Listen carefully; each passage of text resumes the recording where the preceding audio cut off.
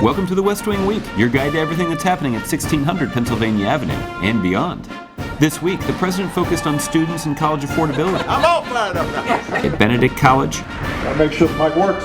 Georgia Tech, and back at the People's House. Yes, it actually works. It makes a big difference. As did Dr. Biden, who met with community college students in Gainesville and Austin. The First Lady hosted a Nowruz celebration, and the First Family marched to mark an important anniversary. That's March 6th to March 12th, or the single most powerful word. On Friday, the president traveled to Benedict College, a historically black liberal arts college in Columbia, South Carolina, for a town hall with students. You always wear a tie, or you just wore it today? I wear it often. Okay, good. Yeah, I like that. We've got to ensure not just the absence of formal legal oppression, but the presence of an active, dynamic opportunity. Good jobs that pay good wages, a good start for every child, health care for every family, a higher education that prepares you for the world without crippling you with debt, a fair and more just legal and criminal justice system. Fired up! Fired up! Ready to go! Ready to go! Fired up! Fired up! Ready to go! Ready to go! He also stopped by for a surprise lunchtime visit to the Brooklyn Baptist Church, one of the largest African-American churches in the state. And I left my phone in the car. My God. What? I'll tell you what, I'll take some pictures and I'll send them to your phone. On Saturday, the First Family traveled to Selma, Alabama, to march the 50th anniversary of the Selma to Montgomery marches, a milestone in the civil rights movement. Joined by Congressman and civil rights icon John Lewis, President George W. Bush and Mrs. Bush, the president spoke to a crowd of more than 40,000 people in front of the Edmund Pettus Bridge. Because the single most powerful word in our democracy is the word we. We the people. We shall overcome. Yes, we can. That word is owned by no one. It belongs to everyone. We honor those who walked so we could run. We must run so our children soar. Foot soldiers who braved the march 50 years ago despite tear gas, clubs, and violence joined hands with the First Family to walk across the bridge that day, a somber but celebratory reminder of how far we've come and the courage it took to get here. One of the foot soldiers was a woman who said she was 14 years old when she marched. She was so scared. The woman who is 111, she made her go through with the march because she said, if you walk away now, you'll let your fears guide you and rule you forever. And she went ahead with the march, but on that day, she got her head beaten in.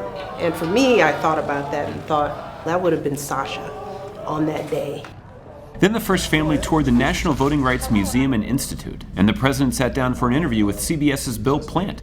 Plant's a journalist who actually covered the marches back in 1965. On Monday, the president introduced a new initiative called Tech Hire, a multi-sector effort to get more Americans rapidly trained for well-paying technology jobs. Tech Hire builds on the momentum of the past 5 years, when American businesses have created more than 12 million new jobs. Meanwhile, Dr. Biden and Undersecretary of Education Dr. Ted Mitchell toured community colleges in Gainesville, Florida, and Austin, Community Texas. colleges have so much to offer you. They offer mentors, they offer writing centers, they offer math labs. Back at the ranch, the president welcomed European Council President Donald Tusk to the Oval Office to discuss pressing foreign policy issues such as Ukraine and the Transatlantic Trade and Investment Partnership, otherwise known as TTIP. On Tuesday, the president took his Student Aid Bill of Rights for a road test, presenting it to a representative sample of the very people he wrote it for, 10,000 students at Georgia Tech. So, if you agree with the basic values that I outlined, if you believe in a Student Aid Bill of Rights that will help more Americans pay for a quality education, then sign your name to this declaration. You can go to a website, because you guys like tech stuff. You go to whitehouse.gov/college opportunity. On Wednesday morning, the aromatic White House kitchen was busy preparing for Nowruz, the Persian New Year celebrated by more than 300 million people across the Middle East, Central and Southwest Asia, and Eastern Europe. This celebration is a celebration of spring coming up. We say goodbye to the winter, all the cold and sort of darkness of winter, and welcoming the brightness of spring. And after a long winter, you can use a little bit of all that, right? Yeah. Finally thawing out, you're ready. And I'm so excited to be able to share a part of my heritage, my culture, and I'm honored with the fact that the White House is willing to share this with a large crowd and highlight it as well, it's just, I cannot express how excited I am about this. In the afternoon, the White House teamed up with Arne Duncan to discuss the Student Aid Bill of Rights with college newspapers over the phone. And to their surprise, the president hopped on the call to say hello and to go through his proposal. Barack Obama. Mr. President. Hey everybody. Yesterday I took new action to make it easier for students to pay for college and pay off their loans through an executive action that streamlines and improves the way the federal government interacts with students when it comes to student loans, helps students cut through the bureaucracy and get faster responses about their loans. At the end of the day, the president got to spend some time with some of his favorites, kid scientists who were finalists in the 2015 Intel Science Talent Search. I could not be more impressed. So stay engaged with us online, and remember, you can find out more information about any of these topics or see complete videos of these events at whitehouse.gov. And thanks again for checking out this edition of Your West Wing Week. How do you make Obama's eyes light up?